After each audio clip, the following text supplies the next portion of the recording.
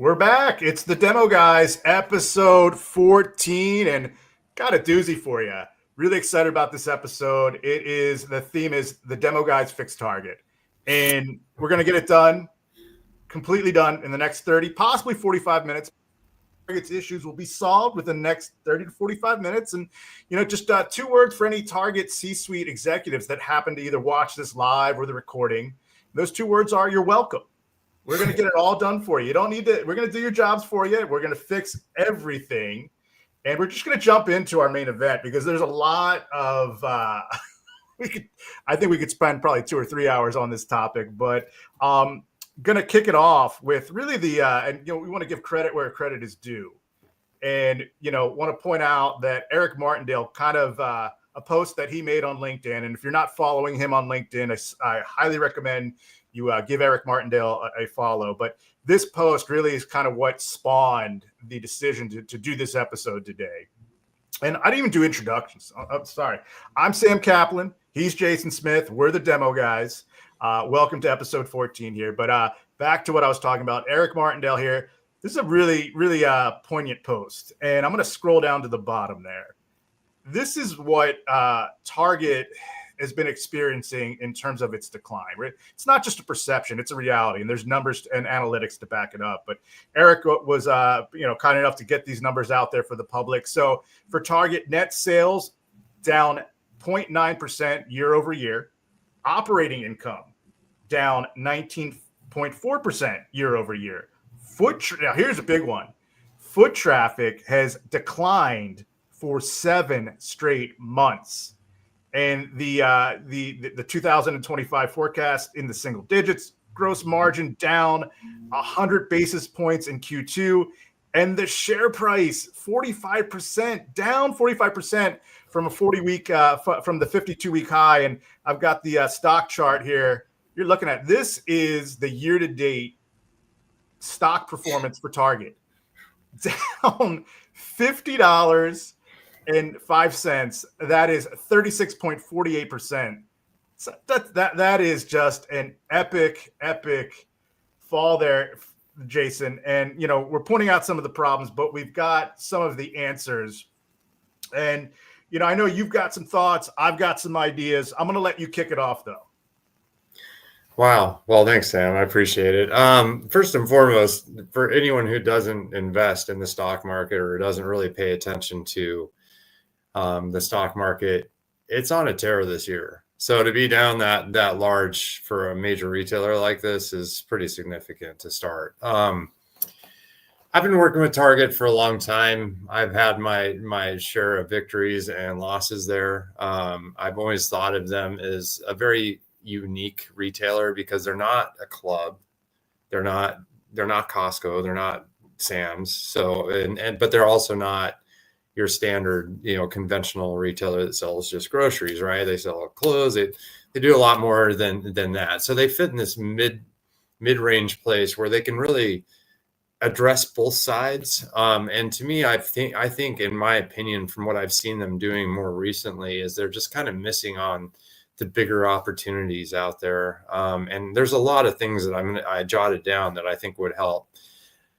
First and foremost, I want everyone to understand how Target receives products because it's very convoluted. Their systems are very convoluted. Their CAO system, their computer assisted ordering system, is very different than other retailers. For your usual conventional retailer or any retailer for that matter, the CAO system is a learning system. So you scan something in the back. So say you ship two cases are shipped to the Target location, right, of a product. Say there's 6 in each case, so that's 12 units. It's received at the back door. Those 12 units are scanned to the back door in most retailers. Once those 12 units are scanned to the back door, they go out to the shelf. So that's the usual cycle. At Target, there's a whole nother step. So Target receives that, then they scan it into the back room, into a slot in the back room, which has its own slot, or supposed to. The problem is a lot of turnover in Target. I don't know.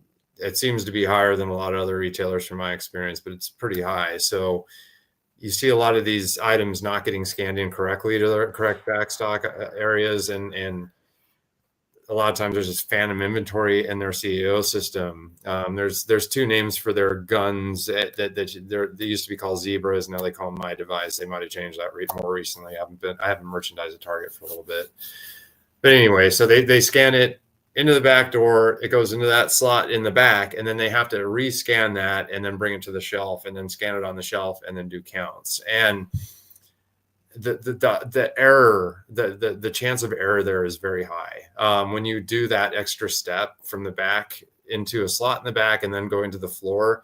And not to mention, backstock will end up sitting back there for long periods of times. And a lot of people will tell you when you're walking through the Target aisles, you're seeing a lot of holes and out of stocks. It's most likely in the store. It's just getting to the shelf.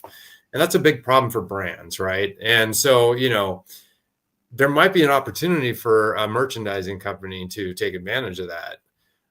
But to date, I haven't seen a lot of success with that yet either. So, and here's why they can't, because I'm going to kind of explain, in more layman's terms, how it works. So Jason and I, we've worked as sales reps for companies. And if you're just a consumer watching this, there's reps for brands that go in there and interact with the grocery retailer.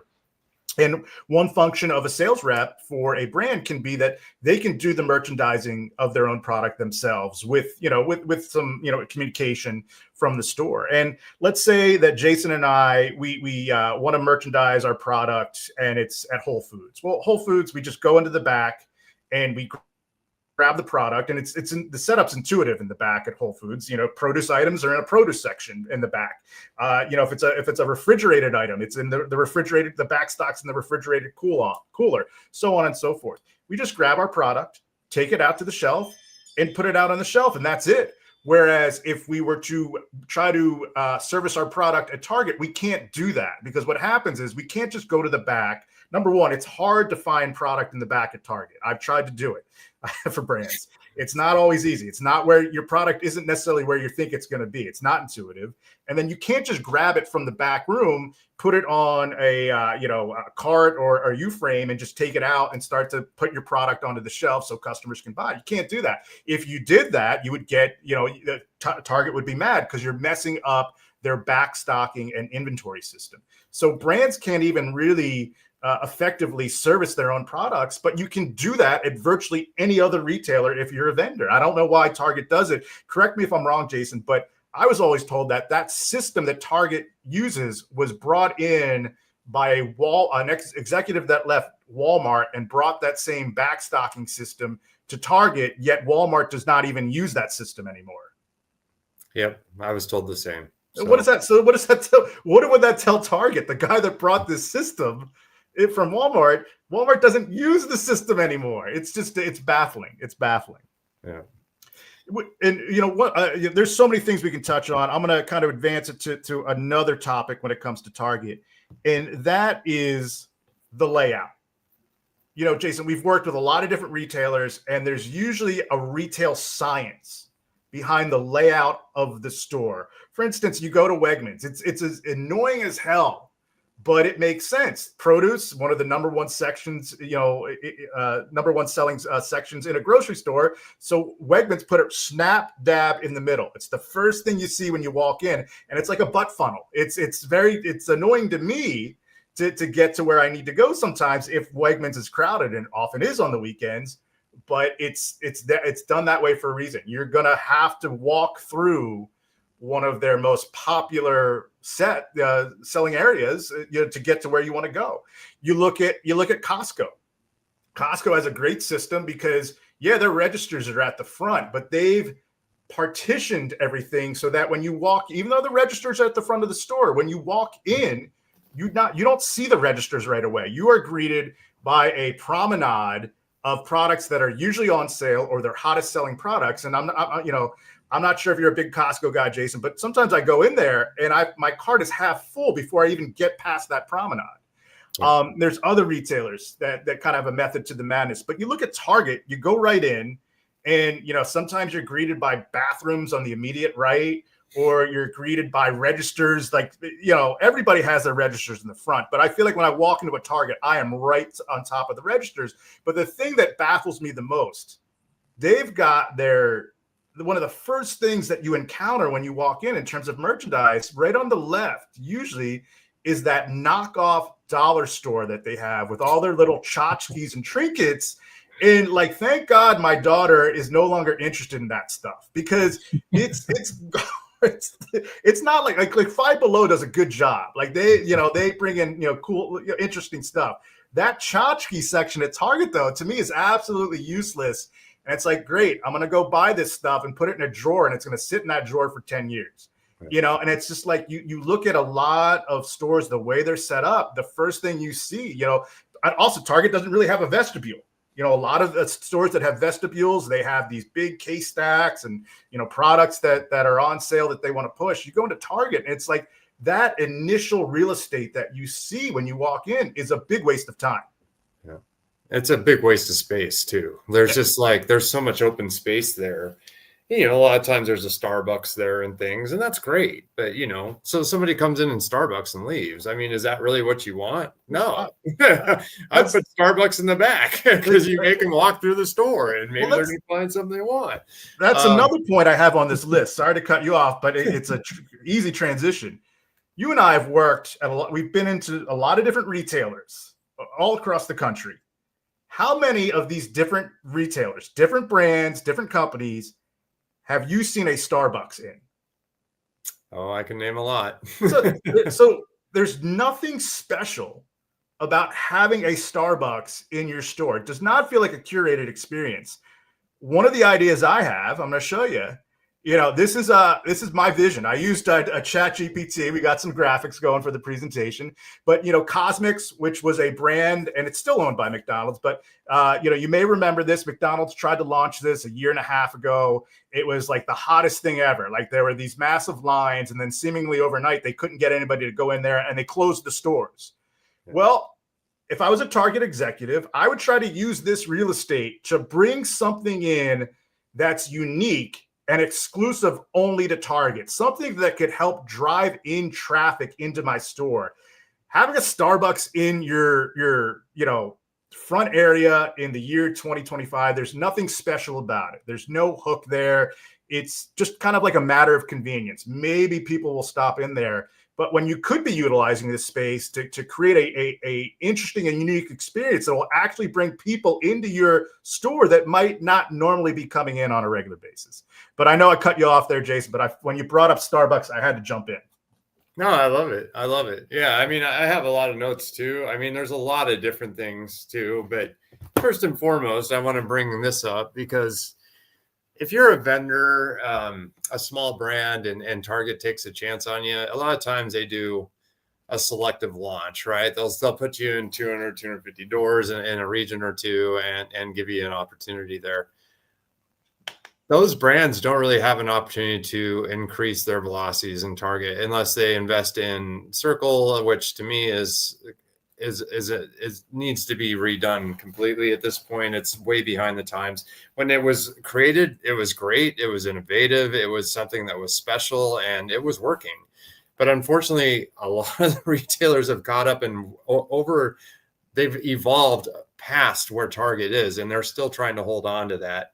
I think membership and loyalty innovation is key for Target. Honestly, I think it needs to offer a more hybrid, because it's more like Costco is, I think it needs to be like a hybrid of a paid membership, but with deeper deals with their Circle app and things like that. Like something that they could, like Whole Foods. If you can, anybody can walk into a Whole Foods and get the sale price, but if you're a Prime member, you get even a better sale price. Thanks for selling that better than I was, Sam. That was perfect. That's where I was going, though. Yeah, exactly. Like what Whole Foods has executed, because it's very helpful. I know I'm a Prime member because of it. It's really the main reason why I am.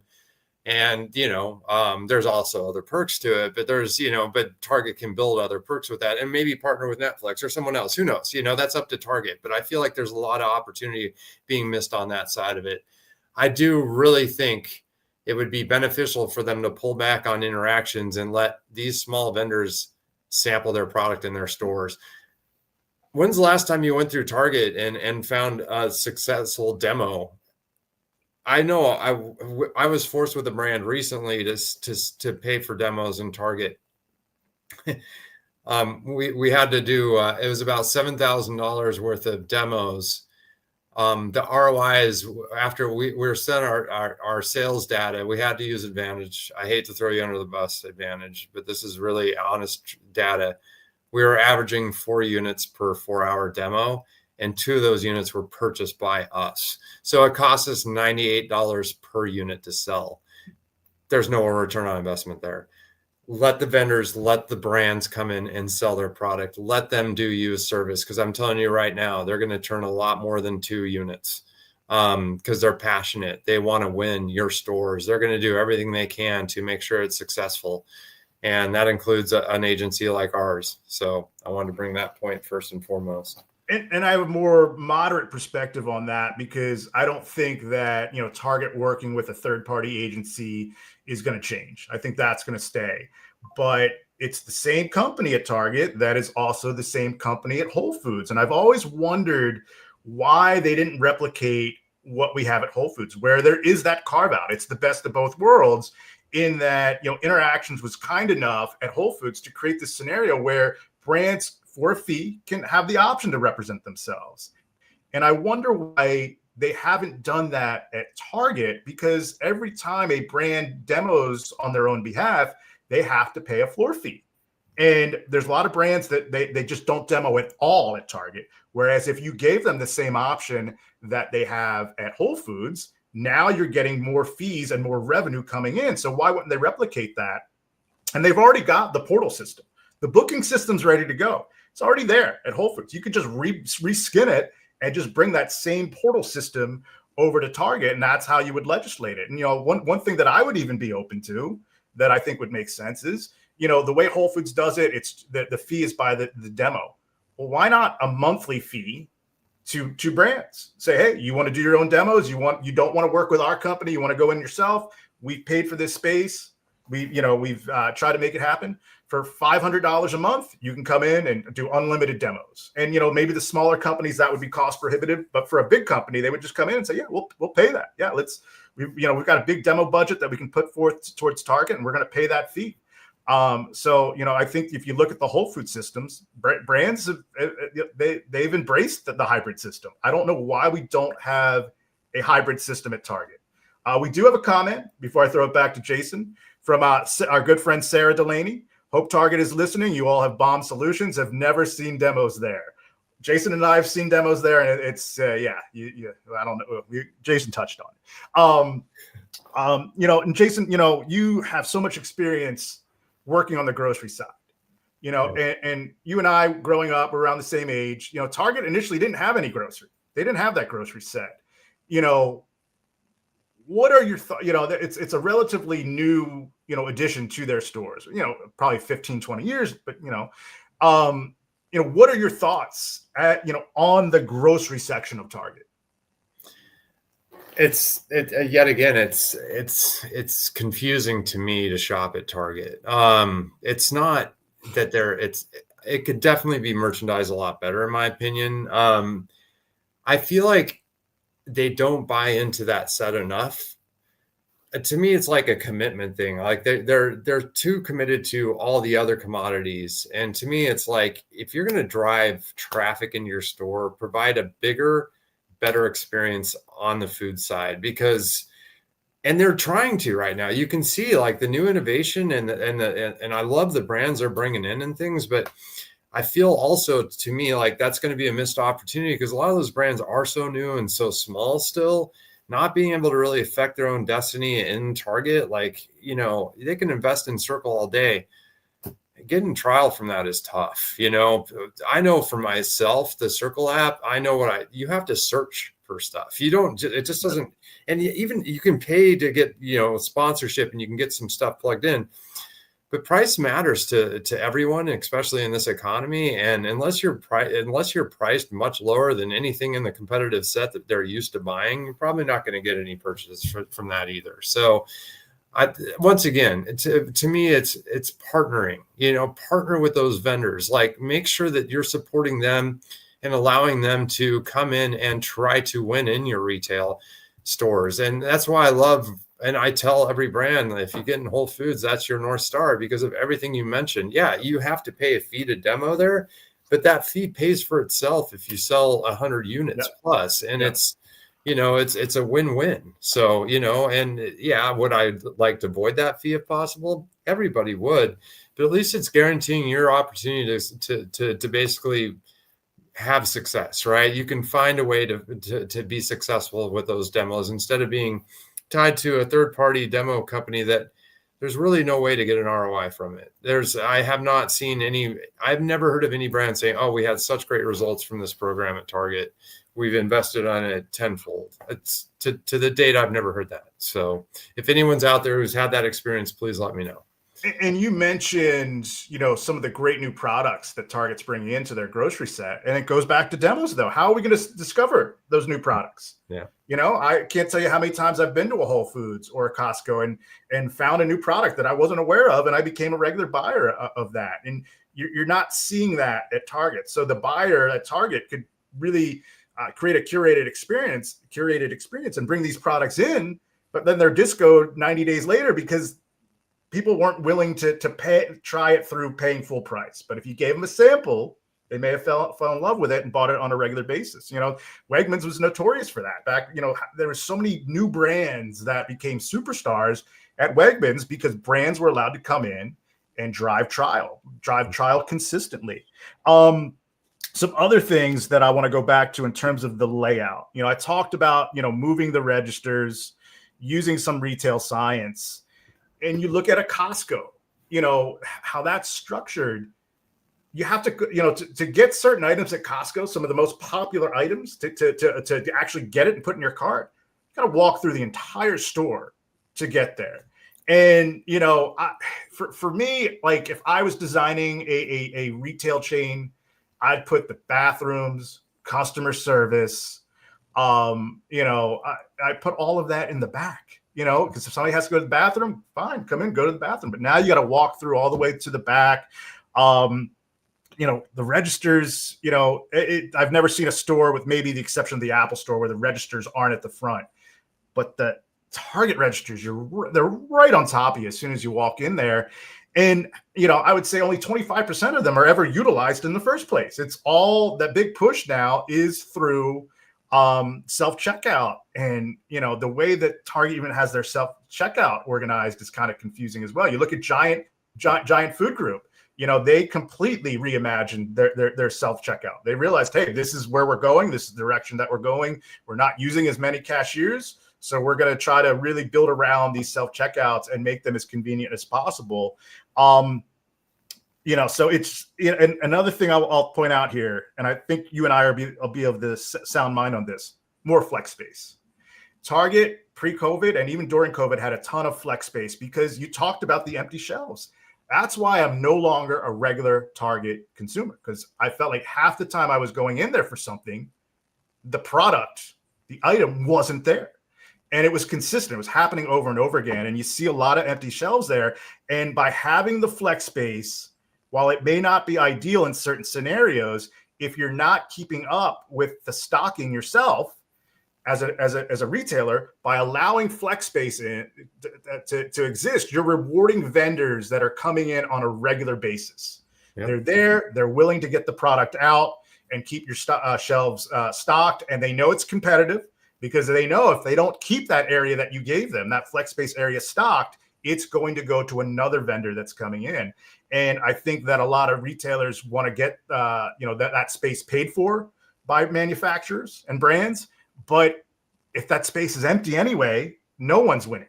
Yeah. So until you get I would tell Target, until you get these these ordering issues fixed, allow Coke, allow Pepsi, allow Keurig Dr. Pepper, these brands that pay these reps, on a regular basis. They're fighting the wars for shelf space every day. Let them come in, and even the smaller brands that are willing to support you, let them come in and take some of that, fill that empty space for you, because you can't sell air. We've heard that all the time. I've got a couple other points, but I don't want to hog the mic. Anything that you wanted to add, Jason? No, but honestly, it's funny. Like, you and I never collaborate before these these podcasts, but we always seem to hit on the same things. And one of those things for me, I wanted to call out was I love how Costco has made the treasure hunt a thing, right? Like they've capitalized on that in such a huge way, and I feel like that's an easy thing for Target to integrate into their whatever they're doing with merchandising, things like that. Like make it so we're like you're bringing in these phenomenal new brands that are, might be trending on TikTok and things like that. Make it a treasure hunt to get in there and find it and fun for it. And honestly, you're going to probably sell a lot more units because I don't think a lot of the people who are now shopping for the better for you items know that Target's really bringing them in. Yep. Why? Because foot traffic's down for a reason. I think the younger generation is a little bit spurred too, because, Target took some stands on political views and went back on him. And there's a lot of that we could go on in this podcast. I don't want to. Jason, I think we both agree. Retailers, businesses should be apolitical. They should be agnostic when it comes to politics. Yeah, that's never a good selling strategy because there's always going to be one side or the other, and unfortunately, that's really hurt them too. Yeah. So. But I think that's really keeping the younger generation from going in there. And I think to spark, I saw recently Poppy merchandise clothing in there and stuff. And I'm thinking to myself, I don't know if that's the angle I would go. Maybe just start innovating yourself again as like a younger retailer, bringing in better for you items, make it a treasure hunt, make some loyalty programs based around that, make it easier to use your app to get the deals. Like I can't stand having to like go on to my app and Target and Circle app, find the item that I want that could be a discount on there and all this. Like just make it easy, make it easier. And you're going to see a lot more foot traffic and traction happening. And you talked about you and I being of sound mind on a lot of things without us even talking about it. And you made a point earlier, and I'm going to drive it home here. You talked about employee turnover. You and I both worked retail. I can tell you I've worked back in the day, I worked for Bed Bath & Beyond, and I was treated horribly. And Bed Bath & Beyond had this mentality, we're going to put the customer first and the employee second. Although reality, while I was working for Bed Bath & Beyond, the employees felt like they were dead last in terms of priority by the C-suite level executives at Bed Bath & Beyond. But, I remember pre-COVID and even during COVID, Target had some great managers, some great people that, you and I were able to build relationships with, people that we got to know, that were really supportive of brands, and they were there constantly, there for years. And then towards the tail end of COVID and coming out of COVID, a lot of those same managers that I built relationships with, they were leaving. And, they would tell me in confidence, hey, Target isn't what it used to be. We used to be treated very well here. It was a great place to become a manager and work and stay. And that's no longer the case. And going back to Bed Bath & Beyond and their mentality of, hey, we'll put the customer first and our employees second. To go back to, a teaching of Gary Vee, he said, no, the way to do it is you put your employees first and your customers second, because if you're treating your employees well, they're in turn going to treat your customers well. You can only have number one priority.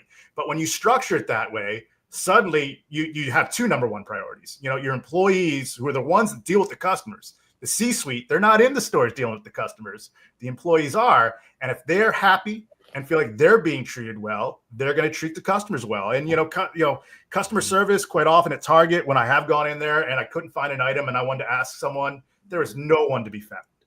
And Costco's got to change that. They've got to change operationally. That's a big thing. Jay, you touched on the ordering system, the backstocking system, and Jason, you touched on the turnover. That's got to come to an end. Target's got to get back to a place where people that have talent and then are educated, that they want to go and work there, and they'll treat Target's customers well, and customers will have great experiences and they'll keep coming back. Well said, Sam. Well said. And here's my last point. This is how I would really fix Target. This is the big one. And it's crazy. It's crazy. You're going to be blown away by this. But if I was the CEO of Target, I would be going after Costco. I would be spending unlimited dollars flying Costco executives all around the world, taking them to Taylor Swift concerts, going, golf, the best golf courses in the world. And, Costco probably have the mentality, we don't need Target. But if I worked for Target as the CEO, I would spend a ton of money trying to convince Costco that you do need Target. I would try to position Target for an acquisition. Several years ago, I think going back maybe 7-8 years ago, there were rumors that Amazon was trying to buy Target, that was a big acquisition target for Amazon. It never happened. And I think ultimately that is what Target will need to do in order to survive long term and not go the way of Kmart. They're going to have to seek a partner. And Costco just does everything right. And, the big, I don't even think it's a missing link anymore, because I just saw a report that half of new members at Costco are under the age of 40. And I believe that wasn't always the case, because you go to Costco, it was a place where the membership only made sense if you had a family. These huge, bulk sizes. If you were single or if you were a young married professional without kids, you didn't have any need for Costco. But what we're seeing is with these numbers, 50% of new members under the age of 40, but by an acquisition of Target by Costco, that could drive that number even higher. And here's what I'm thinking. You talked about, Jason, the subscription fee. Well, keep Target the way it is, where it's free to shop there, but kind of emulate what Amazon has done with Whole Foods and create a $55 annual membership that would get you free same-day delivery, would get you free, internet delivery, no shipping costs, and then also if something is on Circle sale, if you are a member with that $55 annual fee, you get an additional 5% off. But most importantly, what I would do is, if I was Costco and acquired Target, I would say that, hey, your Target Plus membership that you paid $55 for, that gets you entrance into any Costco that you want. It's the same thing as having a Costco. You're creating this you're kind of building the next generation of Costco customers by letting them kind of, using that Target membership as also a free membership to get into Costco. And I would also say, hey, I would tell my Costco members, I would say, hey, your Costco card also gets you the Target Plus membership as well. And I would try to go that route because, we grew up with Kmart, Jason. That was and Sears. Those were two massive retailers that are no longer in existence. And Target, with these numbers, this fall from grace that they have, they're on a trajectory that could put them in the same category as a Kmart or a Sears. Yeah, I love where you went with that, because honestly, it's you nailed it. Because Target is seen as